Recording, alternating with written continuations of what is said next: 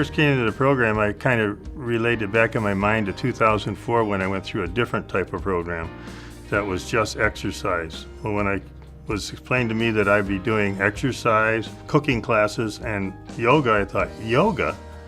I don't know anything about yoga. It's all laid out in the booklets you get and all the videos you see. I exercise almost every day. I walk on a treadmill at home for 40 minutes and get right off that and get on my bike for 20.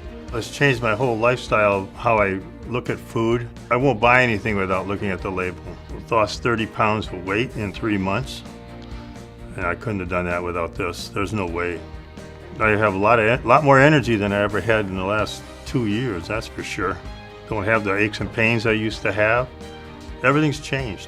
It's like, I don't know how, really hard to put it into words of it, where you feel better, and I even do the yoga at home.